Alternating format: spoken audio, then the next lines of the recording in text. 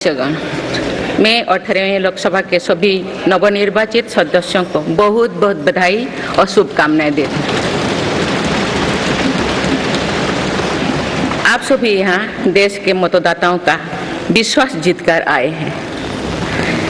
देश सेवा और जन सेवा का ये सौभाग्य बहुत कम लोगों को मिलता है।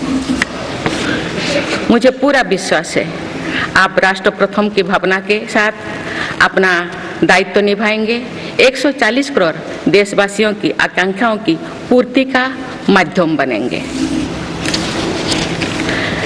मैं श्री ओम बिरला जी को लोकसभा के अध्यक्ष की गौरवपूर्ण भूमिका के निर्वहन के लिए शुभकामनाएं देती हूँ। उनके पास सार्वजनिक जीवन का बहुत व्यापक अनुभव है। मुझे विश्वास है कि वे लोकतांत्रिक परंपराओं को अपने कौशल से नई ऊंचाई से देने में सफल होंगे। माननीय सदस्यगण, मैं आज कोटि कोटि देशवासियों को की तरफ से भारत के चुनाव आयोग का भी आभार व्यक्त करती हूँ। ये दुनिया का सबसे बड़ा चुनाव था। करीब 64 करोड़ मतदाताओं ने उत्साह और उमंग के साथ अपना कर्तव्य निभाया है। इस बार भी महिलाओं ने बढ़ चढ़कर मतदान में हिस्सा लिया है। इस चुनाव की बहुत सुखद तस्वीर जम्मू कश्मीर में भी सामने आए हैं। कश्मीर घाटी में वोटिंग के अनेक दशकों के रिकॉर्ड टूटे हैं। बीते 4 दशकों में कश्मीर में हमने बंद और हड़ताल के बीच कम मतदान का दौर ही देखा था। भारत के दुश्मन इसको वैश्विक मंचों पर जम्मू कश्मीर की राय के रूप में दुष्प्रचारित करते रहे, लेकिन इस बार कश्मीर घाटी ने देश और दुनिया में ऐसे हार ताकत को करारा जवाब दिया है। पहली बार इस लोकसभा चुनाव में घर पर जाकर भी मतदान कराया गया है। मैं लोकसभा चुनाव से जुड़ी हर कर्मी को सराहना करती हूं और अभिनंदन करती हूं। माननीय सदस्यगण, 2024 के लोकसभा चुनाव की चर्चा आज पूरी दुनिया में हो रही है। दुनिया देख रही है कि भारत के लोगों में लगातार तीसरी बार स्थिर और स्पष्ट बहुमत की सरकार बनाई है।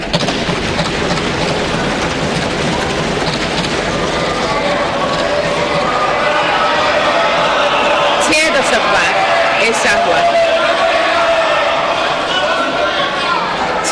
बाद ऐसा हुआ है। ऐसा समय में जो भारत के लोगों की आकांक्षाएं सर्वोच्च स्तर पर है, लोगों ने मेरी सरकार पर लगातार तीसरी बार भरोसा जताया है।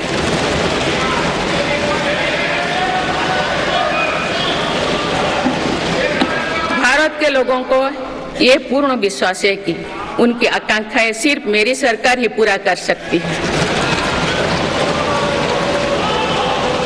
इसलिए 2024 का ये चुनाव नीति, नियत, निष्ठा और निर्णयों पर विश्वास का चुनाव रहा है।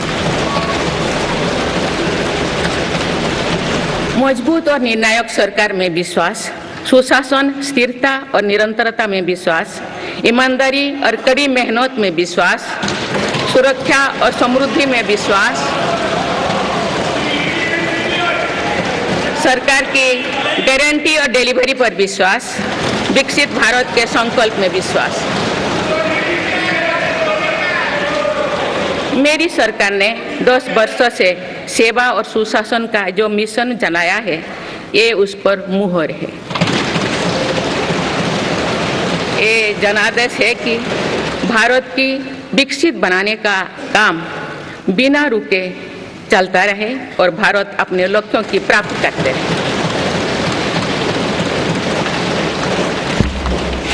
माननीय सदस्यगण, 18वीं लोकसभा कई मायनों में एक ऐतिहासिक लोकसभा है।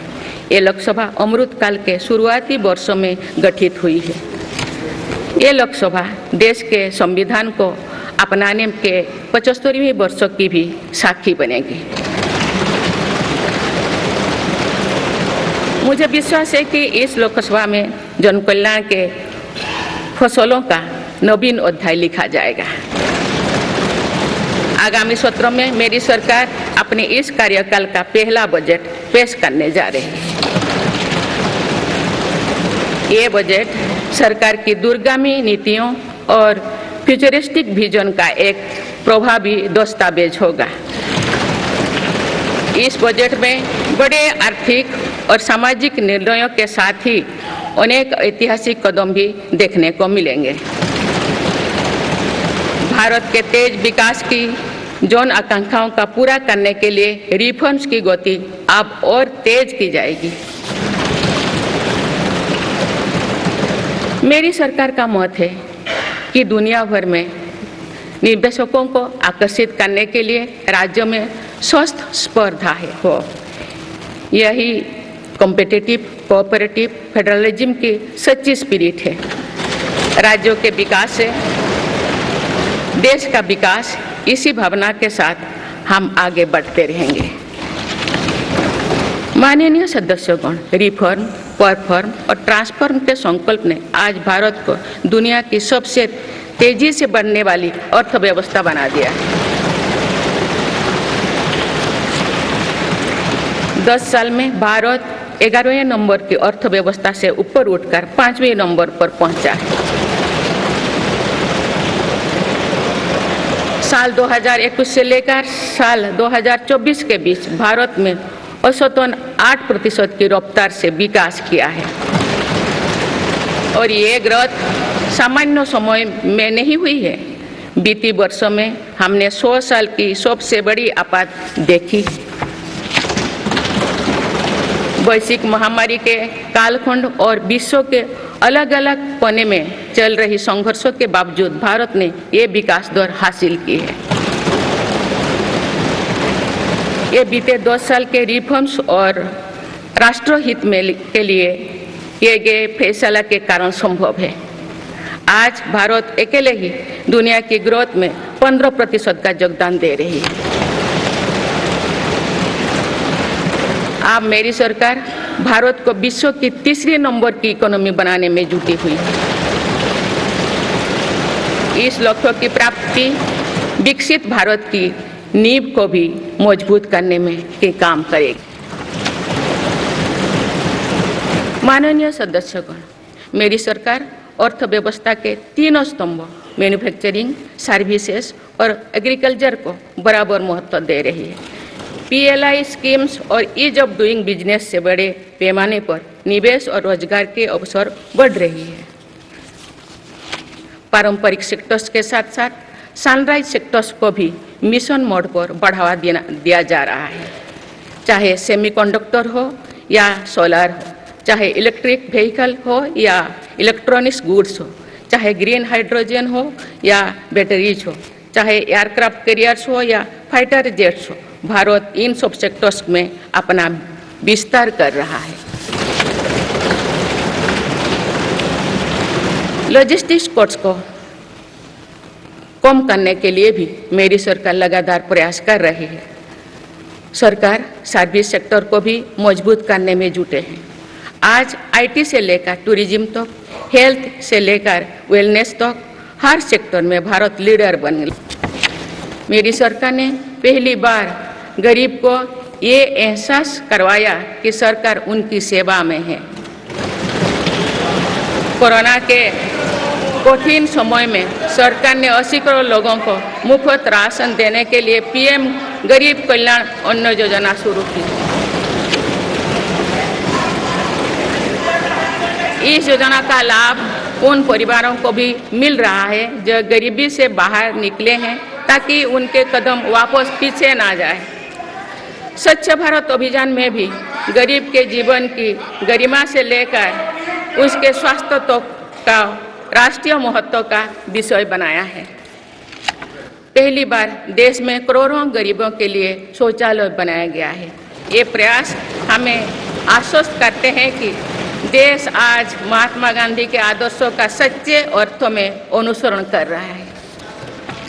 मेरी सरकार 55 करोड़ लाभार्थियों को आयुष्मान भारत योजना के तहत मुफ्त स्वास्थ्य सेवाएं भी उपलब्ध करवाए हैं। देश में 25,000 जन औषधि केंद्रों को खोलने का काम भी तेजी से चल रहा है। आप इस क्षेत्र में सरकार एक और निर्णय लेने जा रही है। आप आयुष्मान भारत योजना के तहत मुफ्त इलाज का लाभ 70 वर्षों से अधिक उम्र के सभी बुजुर्गों को भी मिलेगा। माननीय सदस्यगण, अक्सर विरोधपूर्वक मानसिकता और संकीर्ण स्वार्थ के कारण लोकतंत्र की मूल भावना का बहुत अहित हुआ है। इसका प्रभाव संसदीय प्रणाली पर भी पड़ता है और देश की विकास यात्रा पर भी पड़ता है। देश में कई दशकों तक अस्थिर सरकार के दौर में कई सरकारें चाहते हुए भी ना रिफॉर्म कर पाई और ना ही आवश्यक निर्णय ले पाए। भारत की जनता ने निर्णायक बनकर इस स्थिति को बदला है। बीते 10 वर्षों में ऐसे अनेक रिफॉर्म्स हुई है जिनका बहुत लाभ देश को आज मिल रहा है।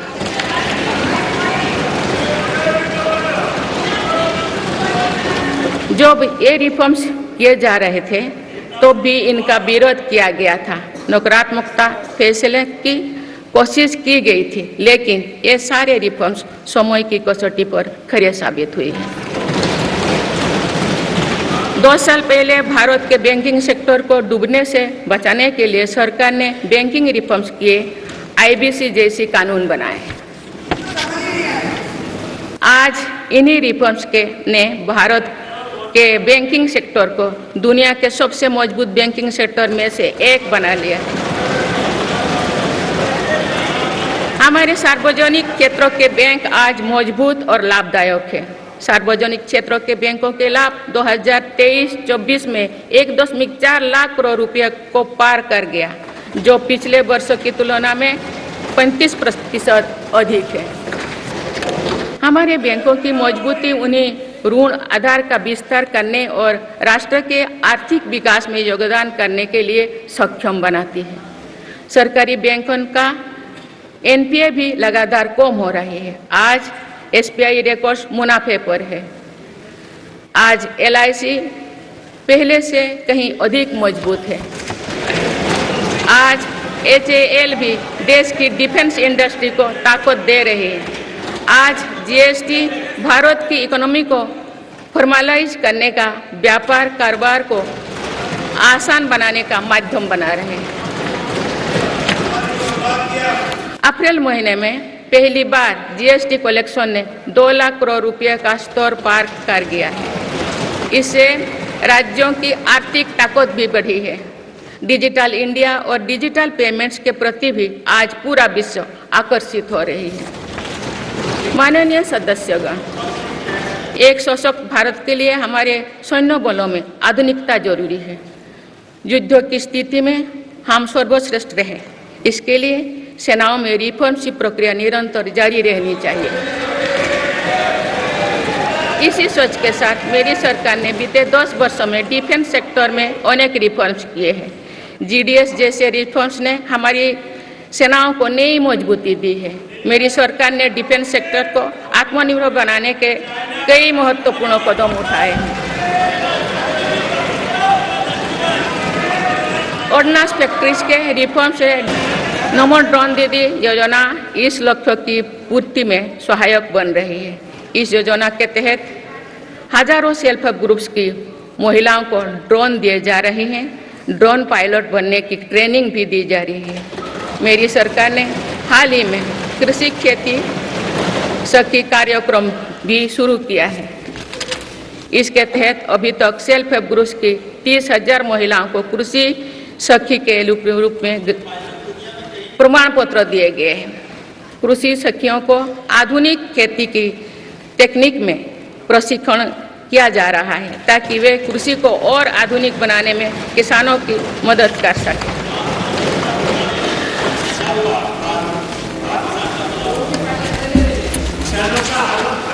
माननीय सदस्यगण, मेरी सरकार का ये भी प्रयास है कि महिलाएं अधिक से अधिक बचत कर सकें। बैंक खातों में जमा राशि पर बेटियों को ज़्यादा ब्याज देने वाला सुकन्या समृद्धि योजना की लोकप्रियता से हम परिचित हैं।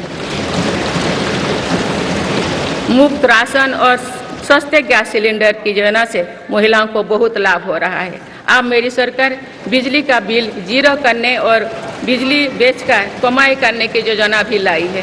पीएम सूर्यघर मुफ्त बिजली योजना के तहत घर की छत पर सोलर पैनल लगाए जा रहे हैं। इसके लिए मेरी सरकार प्रति परिवार 78,000 रुपया तक की मदद कर रही है। इतने कम समय में 1 करोड़ से ज़्यादा परिवार इन योजना में रजिस्टर कर चुके हैं। जिन घरों में सोलर पैनल लग चुके हैं, अब वहां बिजली का बिल जीरो हो गया है। माननीय सदस्यगण, विकसित भारत का निर्माण तभी संभव है जब देश के गरीब, युवा, नारी शक्ति और किसान सशक्त होंगे। इसलिए मेरी सरकार की योजनाओं में सर्वोच्च प्राथमिकता इन्हीं 4 स्तंभों को दी जा रही है। हमारी कोशिश इन तो हर सरकारी योजना का लाभ पहुंचाने की है और यही सैचुरेशन को की अप्रोच भी है। जो भारत इस इच्छा शक्ति के साथ काम कर रही है कि सरकारी योजना से एक भी व्यक्ति छूटे नहीं, तो इसका लाभ सभी को होता है। सरकार की योजनाओं एवं सैचुरेशन अप्रोच के कारण ही 10 वर्षों में 25 करोड़ भारतीय गरीबी से बाहर निकले हैं। इसमें अनुसूचित जाति, अनुसूचित जनजाति, पिछले वर्ग, हर समाज, हर क्षेत्र के परिवार है। 10 वर्षों में लास्ट माइल डिलीवरी पर फोकस ने इन वर्गों का जीवन बदल दिया है। विशेषकर आदिवासी समाज में ये बदलाव और भी स्पष्ट नजर आ रहा है। 24,000 करोड़ रुपया से अधिक की पीएम जनमन जैसी योजना आज अति पिछड़े जनजातीय समूह के उत्थान का माध्यम बन रही है। सरकार पीएम सूरज पटल के माध्यम से वंचित वर्गों तक आजीविका के अवसरों को पहुंचाने के लिए सुलभ ऋण भी उपलब्ध करा रही है। मेरी सरकार दिव्यांग भाइयों और बहनों के लिए किफायती और स्वदेशी सहायक उपकरण विकसित कर रही है। देश भर में प्रधानमंत्री दिव्याशा केंद्रों का भी विस्तार किया जा रहा है। वंचितों की सेवा का ये संकल्प ही सच्चा सामाजिक न्याय है। माननीय सदस्यगण, देश की श्रम शक्ति के सम्मान के लिए श्रमिक बंधुओं का कल्याण और सशक्तिकरण मेरी सरकार की प्राथमिकता है।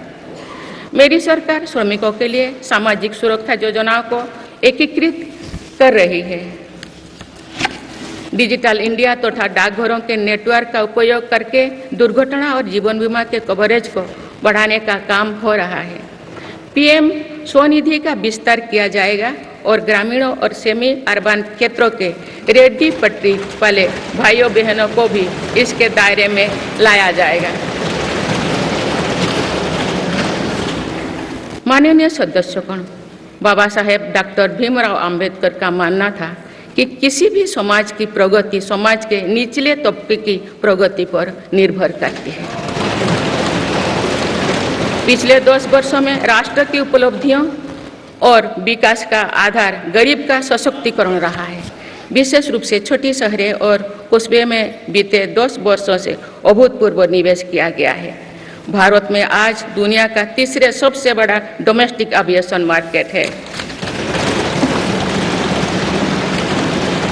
अप्रैल 2014 में भारत में सिर्फ 209 एयरलाइन रूट्स थे।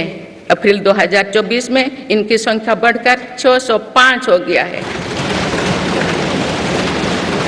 हवाई यात्रा में हो रहे इस विस्तार का सीधा लाभ टियर 2, टियर 3 शहरों को हो रहा है।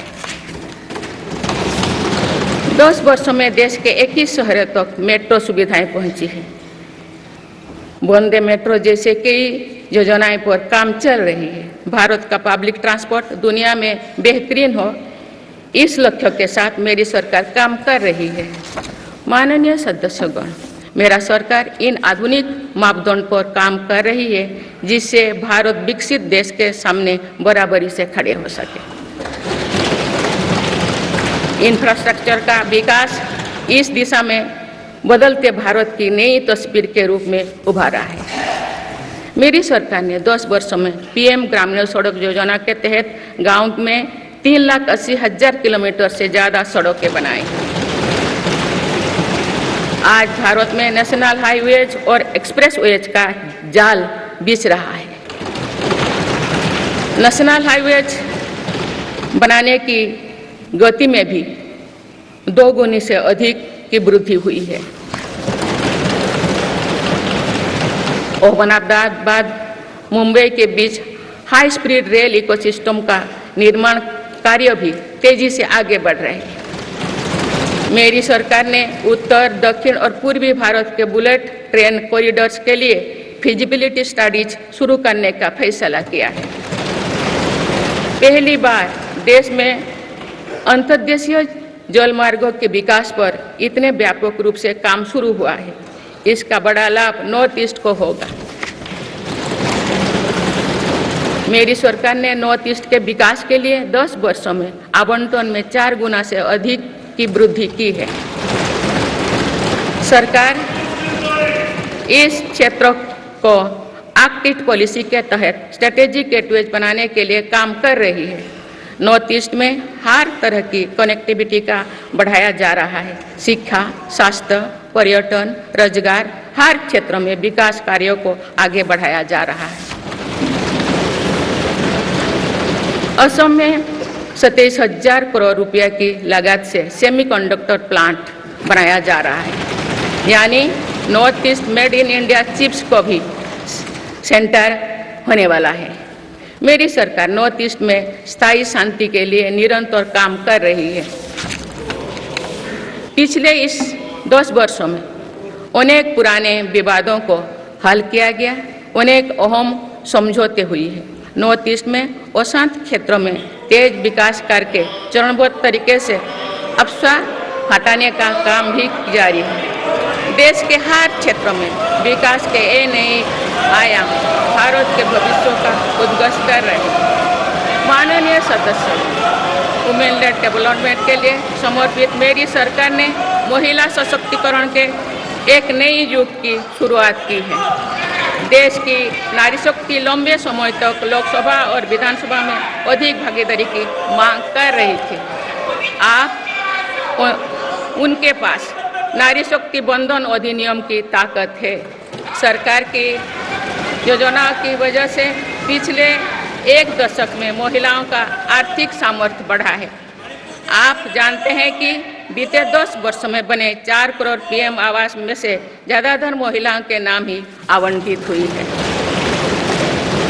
आप तीसरी कार्यकाल के शुरुआत में ही सरकार ने 3 करोड़ नए घर बनाने की स्वीकृति दे दी है। इनमें से भी अधिकतर घर महिलाओं के नाम पर ही आवंटित होंगे। बीते 10 वर्षों में 10 करोड़ महिलाएं सेल्फ हेल्प ग्रुप्स से जुड़े हैं। मेरी सरकार ने 3 करोड़ महिलाओं को लखपति दीदी बनाने के लिए व्यापक अभियान चलाए हैं। इसके लिए सेल्फ हेल्प ग्रुप्स को आर्थिक मदद भी बढ़ाई जा रही है। सरकार का प्रयास है कि महिलाओं का कौशल बढ़े, कमाई के साधन बढ़े और उनका सम्मान भी बढ़े रहा है।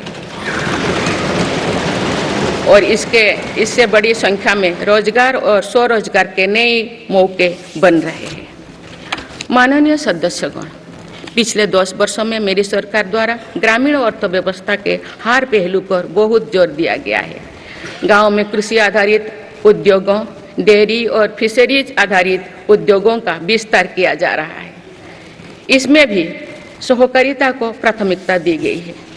सरकार किसानों उत्पाद संघ, एफपीओ और फैक्स जैसे सरकारी संगठनों का एक बड़ा नेटवर्क बना रही है।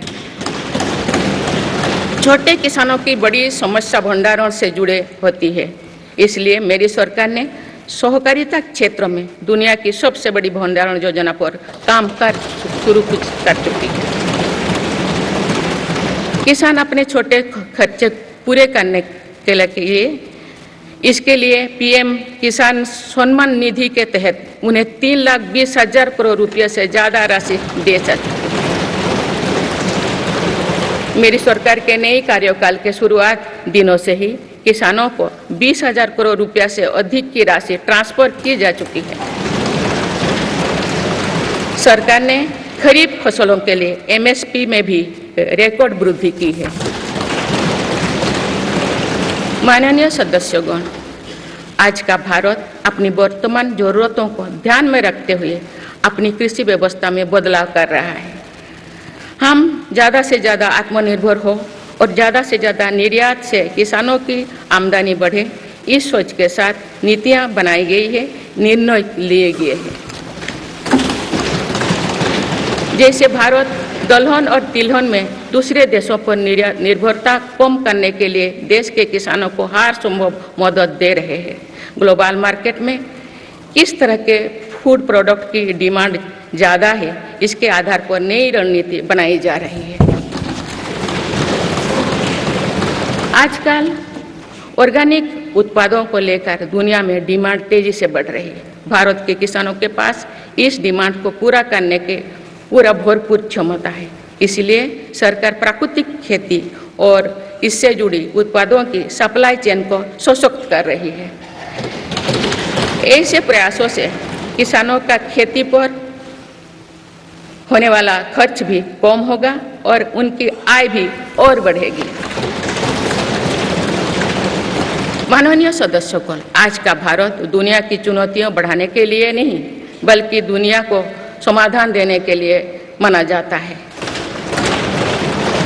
विश्व बंधु के तौर पर भारत ने अनेक वैश्विक समस्याओं के समाधान को लेकर पहल की है। जलवायु परिवर्तन से लेकर खाद्य सुरक्षा तक, पोषण से लेकर सस्टेनेबल एग्रीकल्चर तक हम अनेक समाधान दे रही है। हमारे मोटे अनाज श्रीअन्न की पहुंच सुपर फूड के तौर पर दुनिया के कोने कोने में हो, इसके लिए भी अभियान चल रहा है। भारत की पहल पर पूरी दुनिया ने वर्ष 2023 में इंटरनेशनल मिलेट्स ईयर मनाया है। आपने देखा है, हाल ही में पूरी दुनिया ने अंतर्राष्ट्रीय योग दिवस भी मनाया है। भारत की इस महान परंपरा की प्रतिष्ठा विश्व में लगातार बढ़ रही है। योग और आयुष को बढ़ावा देकर भारत एक स्वस्थ विश्व के निर्माण में मदद कर रही है। मेरी सरकार ने रिन्यूएबल एनर्जी की क्षमता भी कई गुना बढ़ाई है। हम जलवायु से जुड़े लक्ष्यों को निर्धारित समय से पहले प्राप्त करने की दिशा दिखा रहा है। नेट जीरो के लिए आज भारत के प्रयास कई दूसरे देशों को प्रेरित कर रहे हैं। इंटरनेशनल सोलर अलायंस जैसे पहल पर आज रिकॉर्ड संख्या में दुनिया के देश हमारे साथ जुड़े हैं। माननीय सदस्यगण, आने वाला समय ग्रीन एरा यानी हरित युग का है। मेरी सरकार इसके लिए भी हर जरूरी कदम उठा रही है। हम हरित उद्योगों पर निवेश बढ़ा रहे हैं, जिससे ग्रीन जॉब्स भी बढ़े हैं। ग्रीन एनर्जी हो या फिर ग्रीन मोबिलिटी, हर मोर्चे पर हम बड़े लक्ष्यों के साथ काम कर रहे हैं। मेरी सरकार अपने शहरों को दुनिया के बेहतरीन लिविंग स्पेस बनाने के लिए भी प्रतिबद्ध है। प्रदूषण से मुक्त, साफ सुथरे और सुविधा युक्त शहरों में रहना भारत के नागरिकों का हक है।